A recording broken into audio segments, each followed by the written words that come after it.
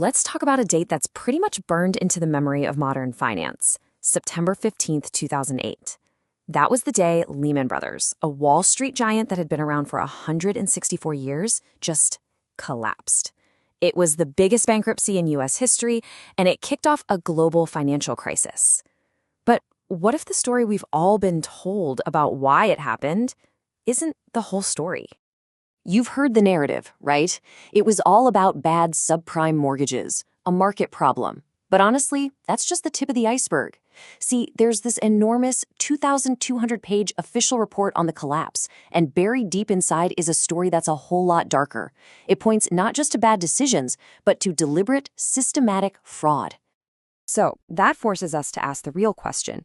If it wasn't just a market downturn that everyone got caught in, what really killed Lehman Brothers? Well, it turns out the answer has been hiding in plain sight this whole time, and we're about to follow the evidence.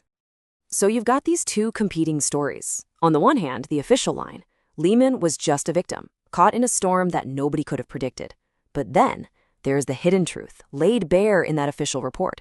Lehman wasn't a victim at all. It was the architect of its own collapse, using some seriously shady accounting deception. Think of the report like a trail of breadcrumbs. It lays out exactly what happened, piece by piece. So that's what we're going to do. Let's follow that trail and look at the key evidence that builds this case and shows exactly how a financial titan was brought to its knees. All right, let's start with the most explosive piece of evidence. This is the smoking gun. It's this brazen accounting trick, a massive lie they buried in their financial statements. We're talking about a $50 billion fake sale. Yeah, you heard that right. $50 billion. This wasn't some small accounting error. It was a conscious strategy to hide this absolutely staggering amount of debt from everyone, from investors, from the public, every single quarter. So how'd they pull it off? They used this slick little trick called Repo 105. Now, a normal repo transaction is basically just a short-term loan, but Lehman found a loophole. By tweaking the terms just a little bit, they could classify these loans as sales. And why does that matter? Because it meant they could make billions of dollars in debt just vanish from their books right before they had to report their numbers. The whole process was beautifully simple in a terrible way. Here's how it worked. Step 1, right at the end of a quarter, they would sell $50 billion in assets. Step 2, poof, the debt tied to those assets disappears from the balance sheet. Then they'd report these fantastic, healthy-looking numbers to Wall Street. And the final step? Just a few days later, they'd quietly buy all those assets right back. It was pure window dressing. Now, a $50 billion lie doesn't just happen out of nowhere. It takes a certain kind of environment to let that happen. And at Lehman, that environment was a culture of pure, unadulterated recklessness, where the people at the top just flat out ignored all the warning signs. You don't even have to take my word for it. This one quote from the official report says everything. Instead of changing their risky bets to stay within their own safety limits, they just changed the limits. The risk management team wasn't managing risk, it was just giving a thumbs up to whatever the business wanted to do.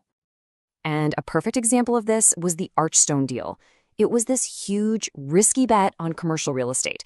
Their own risk officers were basically screaming that it would blow right past the firm's own safety rules. But did management listen? Nope. They just pushed it through anyway.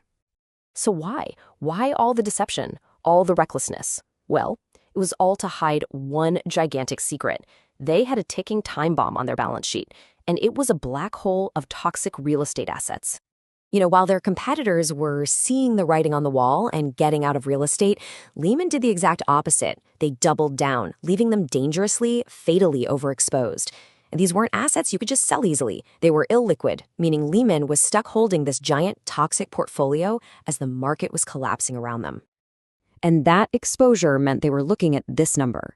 The firm was facing over $30 billion in write-downs that they simply could not avoid. A loss of that size wasn't just bad, it was a death sentence.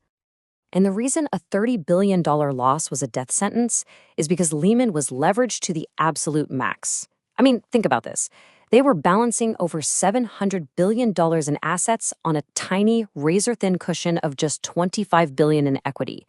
With a safety net that small, any major loss wasn't just a problem, it was game over, instantly. So the company is literally on fire, right? It's heading straight for a cliff. You'd think the executives would be in all-hands-on-deck crisis mode. Well, you'd be wrong. And that brings us to what might be the most infuriating part of this whole story. They were busy paying themselves huge bonuses, right up to the very end. I mean, just look at this disconnect. It's absolutely stunning. As the company's stock price is in a freefall, heading straight to zero, the bonuses for the top brass stayed sky high. Performance and pay had completely parted ways. The whole way they were paid was completely broken. It actively encouraged them to take these massive short-term risks because they'd get a huge payday, but they had zero accountability for the long-term disaster they were creating. They were literally getting paid to gamble with the entire company's future. So let's put it all together. You've got the accounting lies, the reckless culture, this ticking time bomb of bad assets, and incentives that rewarded failure. What you get when you mix all that together is the final verdict, a perfect blueprint for one of the greatest financial disasters we've ever seen. You see, this wasn't just one mistake. It was a perfect storm. It was systematic deception, a conscious, willful disregard for risk, insane leverage on toxic assets, and of course, a pay structure that rewarded the very people who were steering the ship straight into an iceberg. So, in the end, what that giant report really shows us is that the collapse of Lehman Brothers wasn't just bad luck. It wasn't just a market failure. It was a deep, profound failure of ethics, of corporate governance, and of regulatory oversight, right at the very top. And that leaves us with one last, pretty chilling thought. The blueprint for how this happened, it's all public record. We know exactly how this disaster was built, piece by piece. So the only real question left is, could it happen again?